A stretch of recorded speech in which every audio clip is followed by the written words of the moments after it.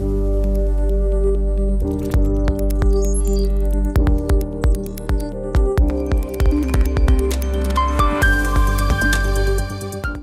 morning. My name is Tissa, a neurologist from Melbourne, Australia. Thank you for joining us, and thank you for sending us all your questions and invitations to talk about also.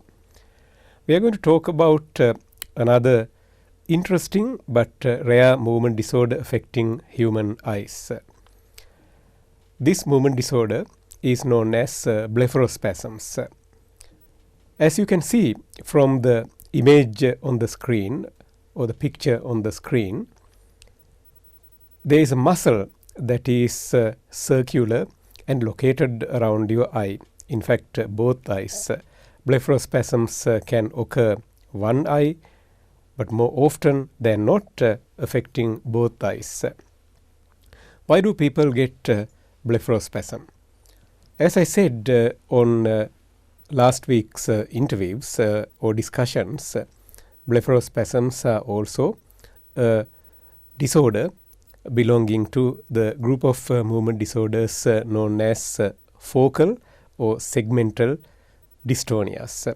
Focal or segmental means isolated to a particular body part. Here, this movement disorder only affect muscle or particular muscle that is responsible for eye closure. What happened is people get spasms of this muscle due to uncontrolled activation coming from neuronal activity or neural activity, as I said, due to a software problem in the brain rather than a hardware problem in the brain.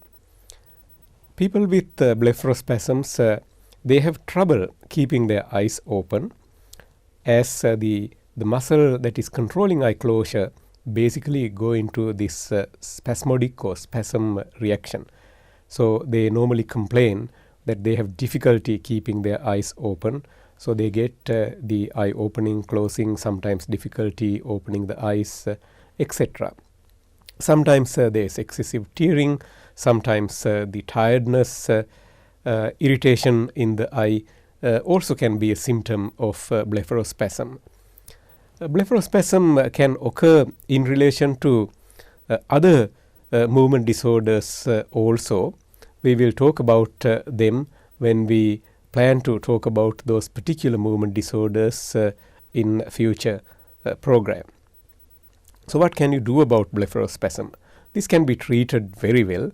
As I said, the specific treatment or the preferred treatment for blepharospasm is botulinum toxin injections.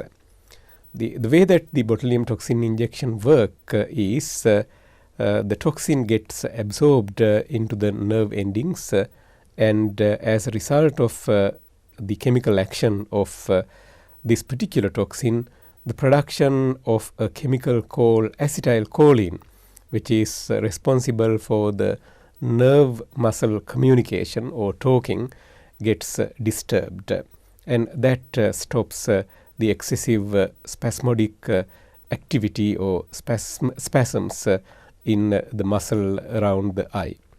And treatment usually is pretty effective, lasts anything from 3 to 4 months, and very small toxin is needed to control the symptoms, and this is available as a PBS approved treatment in Australia to make matters even more palatable to our Australian audience. Blepharospasm is a rare movement disorder, and it affects, if I remember correctly, 1 in 100,000 people. As we continue to say, do not self-diagnose yourself as you having this disorder or that disorder, depending on the discussions. These are for general understanding.